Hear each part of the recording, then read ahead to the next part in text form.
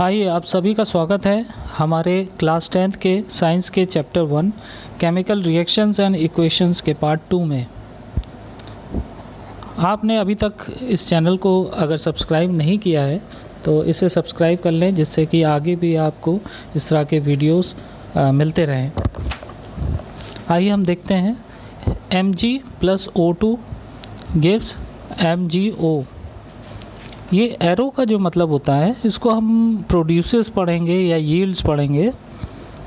Count and compare the number of atoms of each element on the LHS and RHS of the arrow. Is the number of atoms of each element the same side on both the sides? If yes, then the equation is balanced. If not, then the equation is unbalanced, because the mass is not the same on both sides of the equation. Such a chemical equation is a skeletal chemical equation for a reaction. Equation 1.2 is a skeletal chemical equation for the burning of magnesium in air. ऊपर दी गई equation में arrow के LHS और RHS में हर एक element के atom की संख्या को गिनो और तुलना करो। क्या दोनों ओर हर एक एलिमेंट के एटम्स की संख्या एक जैसी है? अगर हाँ तो इक्वेशन बैलेंस्ड है, अगर नहीं है तो इक्वेशन अनबैलेंस्ड है, क्योंकि इक्वेशन के दोनों ओर मास बराबर नहीं है। इस तरह की केमिकल इक्वेशन रिएक्शन के लिए एक स्केलेटल केमिकल इक्वेशन है। ये इक्वेशन मैग्नीशियम का हवा में जलने के लिए एक स्केलेटल केमिकल इक्वेशन है। स्केलेटल केमिकल इक्वेशन को अनबैलेंस केमिकल इक्वेशन भी कहा जाता है। ये बतलाता है कि रिएक्टेंट्स का टोटल मास तथा प्रोडक्ट का टोटल मास बराबर नहीं है। Balanced chemical equations. Recall of the law of conservation of mass that you studied in class 9th. Mass can neither be created nor destroyed in a chemical reaction.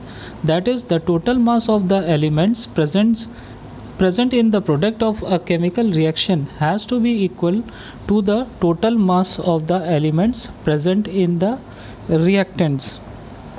In other words, the number of atoms of each element remains the same before and after a chemical reaction. Hence, we need to balance a skeletal chemical equation. Is the chemical equation 1.2 balanced? Let us learn about balancing a chemical equation step by step. Law of conservation of mass को याद करने की कोशिश करो, जो तुमने class 9th में पढ़ा था। जो ये था कि एक केमिकल रिएक्शन में मास कभी भी ना तो नया बनता है और ना ही कभी नष्ट होता है। या इस तरह से कह सकते हैं कि एक केमिकल रिएक्शन के प्रोडक्ट में मौजूद एलिमेंट का टोटल मास रिएक्टेंट्स में मौजूद एलिमेंट के टोटल मास के बराबर होता है। दूसरे शब्दों में हम कह सकते हैं कि एक केमिकल रिएक्शन के पहले और बाद में हर एक एलिमेंट के एटम की संख्या बराबर रहती है। इसलिए हमें स्केलेटल केमिकल इक्वेशन को बैलेंस करने की आवश्यकता होती है। क्या केमिकल इक्वेशन 1.2 जो Mg + 2 प्रोड्यूसेस MgO है, बैलेंस्ड है? आओ हम step by step chemical equation को बैलेंस करने के बारे में सीखें।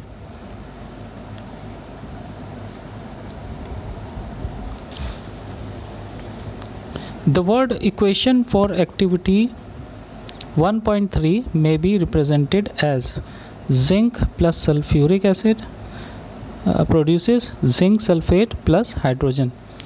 The above word equation may be represented by the following chemical equation: Zn plus H2SO4 produces ZnSO4 plus H2. Let us examine the number of atoms of different elements on both sides of arrow. Activity 1.3 के लिए word equation को इस प्रकार लिखा जाएगा: zinc plus sulphuric acid produces zinc sulphate plus hydrogen. ऊपर दी हुई word equation नीचे लिखी केमिकल इक्वेशन के द्वारा दर्शाई जा रही है, यानी कि Zn plus H2SO4 produces ZnSO4 plus H2। आइए हम एरो के दोनों साइड पर अलग अलग एटम्स की संख्या का मुआयना करें।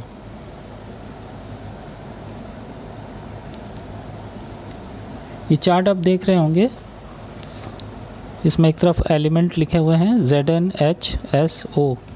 अब ये नंबर ऑफ एटम्स देखेंगे रिएक्टेंट्स में जो LHS में है लेफ्ट हैंड साइड पे। जिंक 1 है और number of atoms in products में RHS की तरफ भी 1 है। H में 2 है, दोनों तरफ 2 है। S में 1 है दोनों तरफ और O में 4 है दोनों तरफ।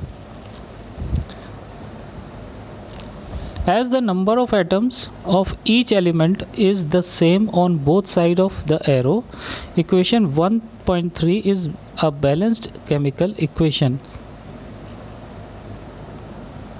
Let us try to balance the following chemical equation. Fe plus H2O produces Fe3O4 plus H2। क्योंकि एरो के दोनों साइड हर एक एलिमेंट के एटम्स की संख्या बराबर है, इसलिए इक्वेशन 1.3 एक बैलेंस केमिकल इक्वेशन है। आइए इस नीचे लिखी केमिकल इक्वेशन को बैलेंस करने की कोशिश करें।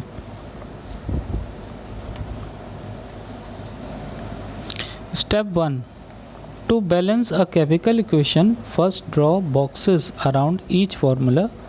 Do not change anything inside the boxes while balancing the equation. Step 2. List the number of atoms of different elements present in the unbalanced equation.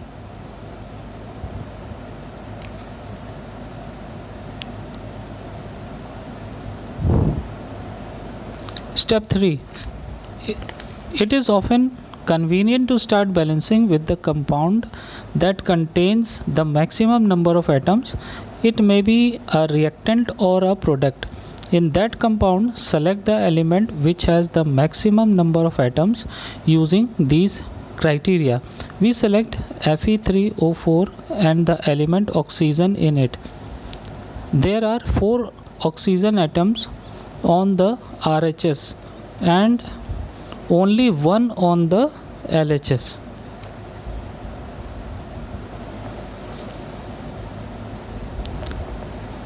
पहले स्टेप में पहले हर एक फॉर्मूले के चारों ओर बॉक्स बनाओ। इक्वेशन को बैलेंस करने के दौरान बॉक्सेस के अंदर कोई भी बदलाव ना करें, जैसे कि बॉक्स में Fe plus H2O produces Fe3O4 plus H2। दूसरे स्टेप में अनबैलेंस इक्वेशन 1.5 में मौजूद अलग अलग एलिमेंट्स के एटम्स की संख्या को लिस्ट के रूप में लिखें, जैसा कि नीचे टेबल में दिया हुआ है। ये एलिमेंट Fe HO। अब number of atoms in reactants यानी लेफ्ट हैंड साइड पे, number of atoms in products यानी RHS यानी राइट हैंड साइड पे।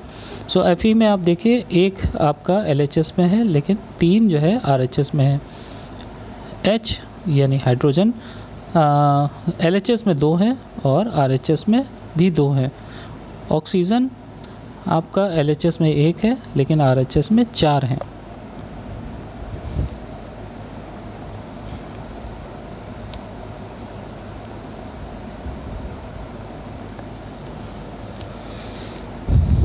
तीसरे स्टेप ये अक्सर सुविधाजनक रहता है कि हम बैलेंसिंग करना उस कंपाउंड से शुरू करें जिसमें नंबर ऑफ एटम्स सबसे ज़्यादा हों। यह कोई भी हो सकता है, रिएक्टेंट या प्रोडक्ट। उस कंपाउंड में उस एलिमेंट को सेलेक्ट करो जिसमें सबसे ज़्यादा एटम हो। इस मापदंड को यूज़ करते हुए हम Fe3O4 को चुनते हैं और इस कंपाउंड में ऑक्सीजन को। RHS में 4 ऑक्सीजन एटम हैं और केवल 1 है LHS में। To balance the oxygen atoms, to equalize the number of atoms, it must be remembered that we cannot alter the formulae of the compounds or elements involved in the reaction. For example, to balance oxygen atom, we can put coefficient 4 as 4H2O and not H2O4 or H2O bracket में 4. Now the partly balanced equation becomes Fe plus 4H2O produces Fe3O4 plus H2. Oxygen atoms को balance करने के लिए हम देखेंगे ये table atoms of oxygen के atoms को देखेंगे जो इनिशियल स्टेज में यानी पहले जो है वो रिएक्टेंट्स में क्या है और प्रोडक्ट्स में क्या है. इसमें H2O इसमें 1 है और इसमें 4 हैं. अब ये इनको बैलेंस हम करेंगे तो 1 into 4 करना पड़ेगा और इसको भी कोफिशिएंट 4 लेना पड़ेगा. एटम्स की संख्या को बराबर करने के लिए रिएक्शन में शामिल कंपाउंड्स या एलिमेंट्स के फॉर्मूले में छेड़छाड़ हम नहीं कर सकते. उदाहरण के तौर पर ऑक्सीजन एटम्स को बैलेंस करने के लिए हम कोफिशिएंट 4 यानी गुणक 4 रख सकते हैं, जैसे कि 4H2O और ना कि H2O4 या H2O ये ब्रैकेट में 4. अब आधी बैलेंस हो चुकी इक्वेशन होगी Fe plus 4H2O produces Fe3O4 plus H2. आइए अब स्टेप 4 में चलते हैं. Fe and H atoms are still not balanced. Pick any of these elements to proceed further. Let us balance hydrogen atom in the partly balanced equation. To equalize the number of H atoms, make the number of molecules of hydrogen as 4 on the RHS. The equation would be. चौथा step, इसमें Fe यानी iron और H यानी hydrogen के atoms अभी भी balanced नहीं हैं. इसमें कोई एक एलिमेंट को लेकर आगे बढ़ते हैं. आइए हम हाइड्रोजन एटम्स को इसी आधी बैलेंस्ड इक्वेशन में बैलेंस करेंगे. हाइड्रोजन के एटम्स को बराबर करने के लिए RHS में हाइड्रोजन के मॉलिक्यूल्स की संख्या को 4 बनाएं, जैसा कि इस चार्ट में दिखाया गया है. अब इक्वेशन होगी Fe 4H2O produces Fe3O4 plus 4H2. ये अभी भी पूरी तरह से बैलेंस नहीं है. Step 5. Examine the above equation and pick up the third element which is not balanced. You find that only one element is left to be balanced, that is iron. To equalize Fe, we take 3 atoms of Fe on the LHS. आइए अब हम 5वें step में चलते हैं. ऊपर दी गई equation को जांचें और तीसरा एलिमेंट जो बैलेंस नहीं है उसे लें. आप पाते हैं कि केवल एक एलिमेंट बैलेंस करने को रह गया है और वो है आयरन, जैसा कि इस चार्ट में है. इनिशियल में Fe 1 है, रिएक्टेंट्स में और प्रोडक्ट्स में 3 है. इसको बैलेंस करने के लिए इसको 3 से मल्टीप्लाई करेंगे और इसको भी 3 कोफिशिएंट लेंगे. आइए इस चार्ट में आयरन के एटम्स को देखते हैं. आयरन के एटम इनिशियल स्टेज में रिएक्टेंट्स में 1 है और प्रोडक्ट्स में 3. तो अब रिएक्टेंट्स में भी आयरन के 3 एटम्स हम रखेंगे. हमारी इक्वेशन बनेगी 3Fe plus 4H2O produces Fe3O4 plus 4H2.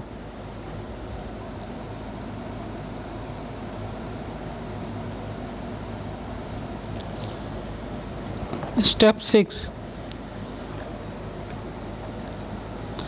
Finally, to check the correctness of the balanced equation, we count atoms of each element on both sides of the equation. 3Fe plus 4H2O produces Fe3O4 plus 4H2. The number of atoms of elements on both sides of equation 1.9 are equal. This equation is now balanced. This method of balancing chemical equation is called hit and trial method, as we make tries to balance the equation by using the smallest whole number coefficient. आखिर में balance equation ठीक है ये जांचने के लिए equation के दोनों साइड हर एक एलिमेंट के एटम्स को हम गिन लेंगे। इक्वेशन 1.9 के दोनों तरफ एलिमेंट्स के एटम की संख्या बराबर है। यह इक्वेशन अब बैलेंस है। केमिकल इक्वेशन को बैलेंस करने का यह तरीका हिट एंड ट्रायल मेथड कहलाता है, क्योंकि इसमें हम इक्वेशन को बैलेंस करने के लिए कई ट्रायल्स करते हैं, छोटे होल नंबर के गुणक का इस्तेमाल करके। Step 7. Writing symbols of physical state. Carefully examine the above balanced equation 1.9. Does this equation tell us anything about the physical state of each reactant and product? No information has been given in this equation about their physical state. To make a chemical equation more informative, the physical states of the reactants and products are mentioned along with their chemical formula. The gaseous, liquid, aqueous and solid states of reactants and products are represented by the notation G, L, AQ and S respectively. The word aqueous AQ is written if the reactant or product is present as a solution in water. The balance equation 1.9 becomes. ऊपर की balance equation 1.9 को ध्यानपूर्वक देखें। क्या ये equation हमें हर एक reactant और प्रोडक्ट की फिजिकल स्टेट यानी भौतिक अवस्था के विषय में कुछ बताती, यानी कि एलिमेंट लिक्विड अवस्था में है या सॉलिड या गैस अवस्था में है। एलिमेंट्स की भौतिक अवस्था के विषय में ये इक्वेशन हमें कोई भी जानकारी नहीं देती। केमिकल इक्वेशन को ज़्यादा सूचनापूर्ण बनाने के लिए रिएक्टेंट्स और प्रोडक्ट्स की फिजिकल स्टेट यानी भौतिक अवस्थाओं को उनके केमिकल फॉर्मूले के साथ दर्शाया जाता है। रिएक्टेंट्स और प्रोडक्ट की गैसियस, लिक्विड, एक्वस और सॉलिड अवस्थाओं को इन नोटेशन के द्वारा दर्शाया जाता है G, L, AQ and S। Aqueous AQ शब्द तब लिखा जाता है जब रिएक्टेंट या प्रोडक्ट पानी में सॉल्यूशन के रूप में रहते हैं। तो अब बैलेंस इक्वेशन 1.9 हो जाएगी 3Fe ब्रैकेट में S यानी सॉलिड, 4H2O ब्रैकेट में G यानी गैस, Fe3O4 ब्रैकेट में S यानी सॉलिड, 4H2 ब्रैकेट में G यानी गैस। सिंबल G H2O के साथ जब लगाया जाता है तो यह दर्शाता है कि पानी भाप के रूप में इस्तेमाल हुआ है। आज की स्टडी यहीं तक, अब मिलते हैं अगले पार्ट पे।